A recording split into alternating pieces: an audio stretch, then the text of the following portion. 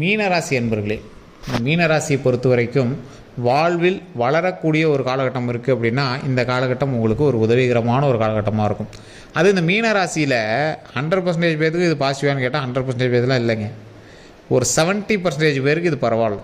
அந்த 70% பேர் யார் அப்படிங்கிறது நீங்கள் தீர்மானிச்சுக்கோங்க. இதுக்கு தனிப்படையான ஜோதிடம் தான் கண்டிப்பாக பார்க்கணும். நான் தெளிவாகவே சொல்லிடுறேன். இந்த வீடியோ நீங்கள் பார்க்குறதுக்கு முன்னாடியே சொல்லிடுறேன். நீங்கள் வீடியோ பார்த்தா எனக்கு லாபம் தான். நான் முன்னாடியே சொல்லிடுறேன். தனிப்படையான ஜோதிடத்தை பார்த்துட்டு இந்த வீடியோ பார்த்துக்கோங்க. இல்லையா அந்த வீடியோவை பார்த்துட்டு ஒரு மைண்டுக்கு வந்தீங்க அப்படின்னா தனிப்படையான ஜோதிடத்தை கண்டிப்பாக பார்த்துக்கோங்க. ஏன்னா இது வந்து 70% தான் அந்த நன்மை நடக்கக்கூடிய ஆட்களுக்கு இது பொருந்தும். மீதி இருக்கிற 30% நீங்கள் இருக்கலாம். அதனால தான் தனிப்படையான ஜோதிடம் பார்க்க சொல்கிறேன். ஏன்னா இந்த நன்மை எப்படி நீங்கள் வந்து ஃபில்டர் பண்ண முடியும், எதை வச்சு நீங்கள் வந்து கண்டுபிடிக்க முடியும், அது ஒரு பக்கம். அதே மாதிரி சார் இது என்ன பண்ணால் இது வந்து நம்ம ஃபில்டர் பண்ணலாம், என்ன பண்ணால் இது வந்து சரியாகும், என்ன பண்ணால் எனக்கு வந்து வெற்றி கிடைக்கும், எதை என்ன எனக்கு வந்து தொட்டதெல்லாம் சக்ஸஸ் ஆகும் அப்படின்னு வேண்டி விரும்பி கேட்டுட்ருக்கிற எல்லாத்துக்கும் இந்த விஷயம் ஒரு மிகப்பெரிய வரப்பிரசாதமாக அமையும். அதே மாதிரி தனிப்படையான ஜோதிடம் பார்க்கணும் அப்படின்னு ஆசைப்படுறேன். கீழே ஃபோன் நம்பர் கொடுத்துருங்க. டிஸ்கிரிப்ஷனில் இருக்குது சார் ஃபோன் நம்பரு. நிறைய பேர் எங்கேன்னு கேட்குறீங்க. கீழே டிஸ்கிரிப்ஷனில் இருக்குது. அந்த நம்பருக்கு ஃபோன் பண்ணுங்கள். பிரபல ஜோதிடர் தான் பேசுவார். அவருக்கு ஃப்ரீ இருந்தது அப்படின்னா தான் உங்கள்கிட்ட பேசவே முடியும். ஏன்னா அந்தளவுக்கு ஒரு பிஸியான ஆள்.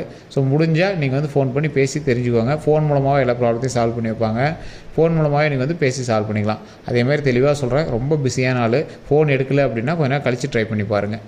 அதே மாதிரி நிறைய பேர் வந்து இப்போ யூடியூப் வீடியோவை பார்த்துட்டு சார் யூடியூப் வீடியோவில் இப்படி சொல்லிட்டாங்க, அது வந்து நன்மையே நடக்கும். ஏன்னா எல்லாருக்கும் என்ன ஒரு மோகம் அப்படின்னா யூடியூப்பில் இப்படி சொல்லிட்டாங்கன்னா 100% அப்படியே நடக்கும். சார் ஒன்று தெளிவாக தெரிஞ்சுக்கணுங்க. நம்ம மீனராசி இப்போ நீங்கள் இருக்கீங்க. மீனராசியில் கிட்டத்தட்ட ஒரு 12 கோடி பேர் இருப்பான். 12 கோடி பேருக்குமே லாட்ரி டிக்கெட் அடிச்சுன்னா என்ன ஆகுறது? அதில் ஏன் ஒவ்வொருத்தருக்கும் அது வந்து மேட்ச் ஆகிறதில்ல? காரணம் என்ன அப்படின்னா உங்களுக்கு வேறு தசாபுத்தி, வேறு நட்சத்திரம், வேறு லக்கினம், அது மாதிரி நிறைய விஷயங்களால் நீங்கள் வந்து வேறுபடுறீங்க.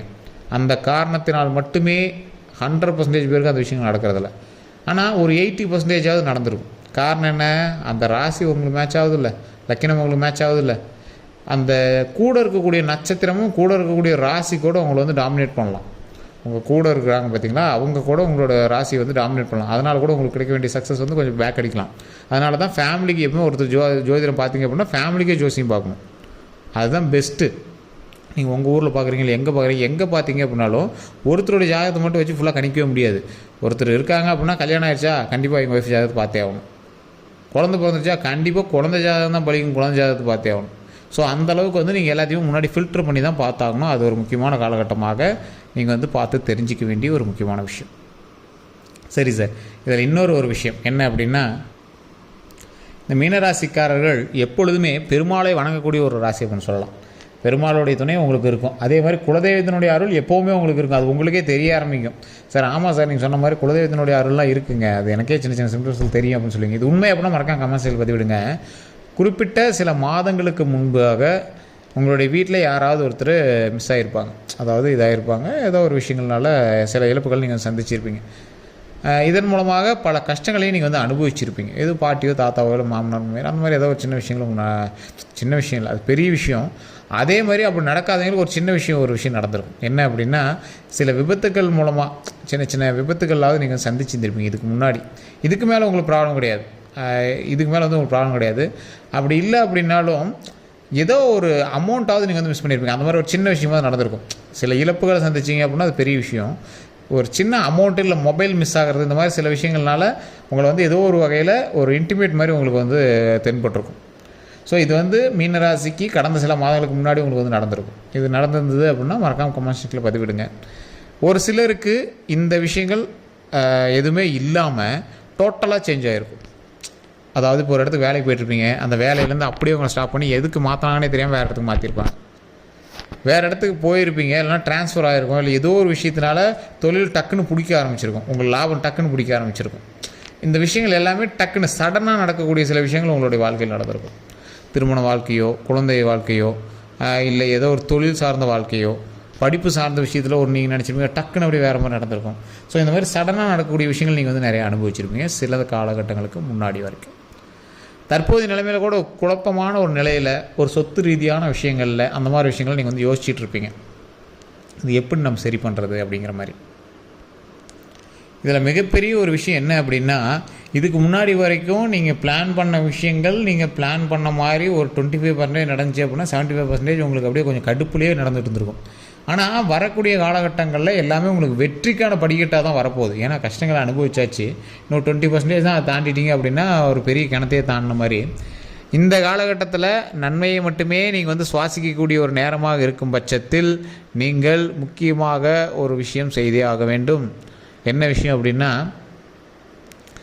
நீங்கள் வணங்க வேண்டிய தெய்வம் உங்களுடைய குலதெய்வம். First point. அது நீங்கள் எந்த ராசிக்காராக இருந்தாலும் சரி, இந்த ராசிக்காரர்கள் முக்கியமாக குலதெய்வ வழிபாடு பண்ணி ஆகணும். முடிஞ்சால் மாதத்துக்கு ஒரு டைம் போய் குலதெய்வ வழிபாடு பண்ணிவிட்டு ஒரு எலுமிச்சம்பழமாவது அந்த இடத்துல வச்சு கொண்டு வந்து வீட்டில் வைக்கணும். அது கண்டிப்பாக நீங்கள் பண்ணி ஆகணும். இது நீங்கள் பரிகாரம் கிடையாது, இது உங்களோட ரூல்ஸ் மாதிரி. இந்த ராசிக்காரர்கள் கண்டிப்பாக போய் அந்த கோயிலில் இருக்கக்கூடிய எலுமிச்சம்பழத்தை கையில் வச்சுக்கிட்டே இருந்தாகும். அது உங்களுக்கு மிகப்பெரிய பாசிட்டிவ் வைப் தரும். அது பரிகாரம்லாம் கிடையாது, அது நார்மல் உங்களுக்கு. அதே மாதிரி இந்த ராசிக்காரர்கள் வணங்க வேண்டிய ஒரு முக்கியமான தெய்வம் நிறைய பேருக்கு தெரியுமா என்னன்னு தெரில. இந்த கடவுள் வணங்குனீங்க அப்படின்னா உங்களுடைய வாழ்க்கையில் சிக்கல் அப்படிங்கிற ஒரு விஷயமே இருக்காது. ஏன் அப்படி சொல்கிறேன் அப்படின்னா, திரிநேத்ராய நமக. இப்போ நான் சொல்லக்கூடிய வார்த்தையை நோட் பண்ணிக்குவாங்க. இது நீங்கள் எழுதி கூட வச்சுக்கோங்க, இல்லை கமெண்ட் செக்ஷனில் ஒரு 3 டைம் பதிவிடுங்க. ஓம் திரிநேத்ராய நமக, ஓம் திரிநேத்ராய நமக, ஓம் திரிநேத்ராய நமக. இது மறக்காமல் கமெண்ட் செக்ஷனில் ஒரு 3 டைம் பதிவிட்டுட்டு எப்போ ஃப்ரீ டைம் கிடைக்குதோ அப்போ நீங்கள் வீட்டில் சொல்லி பாருங்கள், உச்சரித்து பாருங்கள், வாயில் அப்படியே போட்டு உச்சரித்து பாருங்கள். ஓம் திரிநேத்ராய நமக, ஓம் திரிநேத்ராய நமக, ஓம் திரிநேத்ராய நமக. கடன் பிரச்சனை உங்களுக்கு இருந்தது அப்படின்னா கடன் பிரச்சனையை தீர்த்து விடும். உங்களுக்கு லாபம் வராமல் இருக்குது அப்படின்னா லாபம் வரும். லாபம் நமக்கு வரணும் அப்படின்னு நீங்கள் பாசிட்டிவாக நினைங்க. ஓம் திரிநேத்ராய நமக, ஓம் திரிநேத்ராய நமக, ஓம் திரிநேத்ராய நமக அப்படின்னு வழிபட்டுட்டு மாதம் எனக்கு இத்தனை லட்ச ரூபா லாபம் வரணும் அப்படிங்கிற மாதிரி, வருமானம் வரணும் அப்படிங்கிற மாதிரி நம்ம வேணும் அப்படின்னா கண்டிப்பாக அது நமக்கு நடக்கும். ஸோ இன்னொரு விஷயம் என்ன அப்படின்னா, இது சொன்ன ஒன்றுமே பழிக்குமா சார்? இது என்ன சார் ஜீபுமா பென்சில் மாதிரி சொன்ன உடனே இதாகுமா? அப்படிலாம் கிடையாதுங்க. இதெல்லாம் மன ரீதியாகவும் ஒரு பாசிட்டிவ் எனர்ஜி க்ரியேட் பண்ணுறதுக்கு இந்த வார்த்தை தற்போதைய நிலைமைக்கு உங்களுக்கு பொருந்தும். எந்த சூழ்நிலையில் எந்த இறைவனை இந்த ராசிக்காரர்கள் வணங்கினால் உங்களுக்கு நன்மை அப்படிங்கிறத நாங்களே சொல்கிறோம். அதன் மூலமாக பல நன்மைகளும் நீங்கள் அடைவீங்க. அது நிறையா பேருக்கு தெரியறதில்ல. தெரியாமையே போய் ஏதோ பண்ணுறாங்க, பூஜை பண்ணுறாங்க, அது பண்ணுறாங்க, இது பண்ணுறாங்க, அதனால் நிறைய பண்ணிகிட்ருக்காங்க. ஆனால் நிறைய பேர்த்துக்கு தெரிய வேண்டிய ஒரு விஷயம் இதுதான். அதே மாதிரி தனிப்படையான ஜாதகத்தை ஒரு டைம் செக் பண்ணிக்கோங்க. நான் சொல்லக்கூடிய விஷயங்கள் எல்லாமே உங்களுக்கு மேட்ச் ஆகலாம். இருந்தாலும் நீங்கள் தனிப்படையான ஜாதகத்தை பார்க்கணும் அப்படின்னு தெளிவாக சொல்கிறதுக்கு காரணம், நீங்கள் பிறந்த நேரத்துலேருந்து 1 சென்டிமீட்டர், இப்போ நீங்கள் ஒரு எக்ஸாம்பிளுக்கு ஒரு 5 மணிக்கு பிறந்திருந்தீங்கன்னு வச்சுக்கோங்க. 5 மணி போட்டு உங்களோட கால்குலேட்டரில் உங்களோட ஆன்லைனில் ஏதோ ஒன்று போட்டு நீங்கள் ஒரு ஜாதகத்தை எடுத்து பாருங்கள். தசாபுத்தி எங்கே இருக்குதுன்னு பாருங்கள். உங்களுக்கு என்ன தசாபுத்தி நடந்ததுன்னு பாருங்கள். அதே 5:01 நான் முன்னாடி சொன்னது 5:00 அதுக்கு ஒரு தசாபுத்தி காட்டும். அதோட டேட் வேறு மாதிரி காட்டும். அதே 5:01 போட்டு பாருங்கள் உங்களோட தசாபுத்தி டேட்டு. அதிலேருந்து கிட்டத்தட்ட எவ்வளோ நாள் மாறி இருக்குன்னு பாருங்கள். ஏன் அப்படின்னு கேட்டிங்கன்னா, கிரகத்தினுடைய ஆக்சிஸ் மாறும்.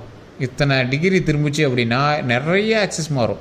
அப்போ எத்தனை நாட்கள் உங்களோட ஆக்சிஸில் இருக்குது அப்படிங்கிறது கண்டுபிடிக்கணும். உள்ளே போனீங்கன்னா மிகப்பெரிய சயின்ஸுங்க. நிறைய பேருக்கு தெரியறதில்ல. அது ஆஸ்ட்ராலஜிங்கிறது மிகப்பெரிய சயின்ஸ். அதை கரெக்டாக சொல்ல தெரில, அவ்வளோதான். அதை சொல்ல தெரியாதனால நிறைய பேர் ஜோதிடர்கள் பொய்யான ஜோதிடர்களாக ஆகிறாங்க. ஜாதகம் பொய் அப்படிங்கிற மாதிரி வந்துடுது. ஜோதிடம் உண்மை.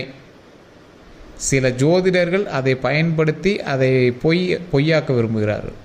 பணத்திற்காக சிலர் பொய்யாக்க விரும்புகிறார். அது தெளிவாக சொல்கிறேன். இப்போ நான் சொன்னதே 100% இருக்குமான்னு கேட்டால் நானே ஒரு 50% கூட இருக்கலாம். இப்போ உங்களோட ராசியை பார்க்கும்போது 50% தான் நான் சொன்னது கரெக்டாக கூட இருக்கலாம். காரணம் என்ன? ஏன்னா நான் சொன்னது பொதுபலன். அதை மைண்டில் வச்சுக்கணும். பொதுபலன்.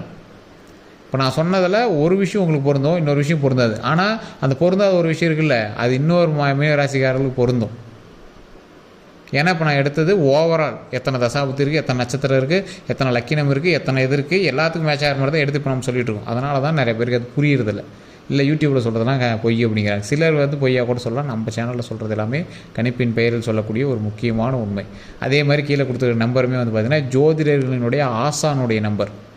கிட்டத்தட்ட ஒரு மாதத்துக்கு 200 ஜோதிடர்களுக்கு கோச்சிங் எடுக்கக்கூடியவர். அது மட்டும் இல்லாமல் இவர்கிட்ட ஜோதிடம் பார்க்கக்கூடிய எல்லாமே விஐபி. அது மட்டும் இல்லாமல் ஆக்டர்ஸ், பொலிட்டிஷியன்ஸ். ஸோ அவங்ககிட்டலாம் நம்ம பொய்லாம் சொல்லிட்டு இருக்க முடியாது. ஏன்னா சக்ஸஸ் ஆனால் மட்டும்தான் அடுத்த நாள் வருவாங்க. ஸோ அந்த அளவுக்கு பாசிட்டிவான விஷயங்களை மட்டுமே அவர் சொல்லி அந்த பாசிட்டிவான விஷயங்களை அவங்களை கொண்டு போய் அவங்களோட சக்ஸஸுக்கு என்ன பண்ணுமோ அத்தனையும் பண்ணி கொடுக்குறவர். ஸோ அவருடைய நம்பர் நான் கீழே கொடுத்துருக்கேன். எல்லா வகையான விஷயத்துக்கு அவர் ஆப்டாக பொருந்துவார். நீங்கள் வாழ்க்கையில் இந்த விஷயம்லாம் கேள்வி கேட்கலாமான்னு நினைக்கிறதெல்லாம் பேசுவார். அந்தளவுக்கு அக்யூரேட்டாக பாயிண்ட்டாக இருக்கும். உங்களுக்கு வேணும் அப்படின்னா ஜஸ்ட் கால் பண்ணி கேட்டு தெரிஞ்சுக்கோங்க. கீழே டிஸ்கிரிப்ஷனில் தான் நம்பர் கொடுத்துருக்கேன். உங்களுக்கு வேறு எந்த சந்தேகமாக இருந்தாலும் நீங்கள் வந்து ஃபோன் மூலமாகவும் கேட்டுக்கலாம். வேறு எந்த சந்தேகமாக இருந்தாலும் கமெண்ட் செக்ஷனில் மறக்காமல் பதிவிடுங்க. இதுவரை நம்ம சேனலை சப்ஸ்கிரைப் பண்ணாமல் சப்ஸ்கிரைப் பண்ணிக்கோங்க. பக்கத்தில் பெல் பட்டன் மறக்காமல் ப்ரெஸ் பண்ணிக்கோங்க. அதே மாதிரி அதில் ஆல் அப்படின்னு கிளிக் பண்ணிக்கோங்க. சப்ஸ்கிரைப் பண்ணிவிட்டு பக்கத்தில் பெல் பட்டன் ப்ரெஸ் பண்ணி அதில் ஆல் அப்படின்னு கிளிக் பண்ணிக்கோங்க. ஃபேஸ்புக்கில் பார்த்துட்டா கண்டிப்பாக ஃபாலோ பண்ணிக்கோங்க. எல்லோருக்கும் நன்றி நண்பர்களே.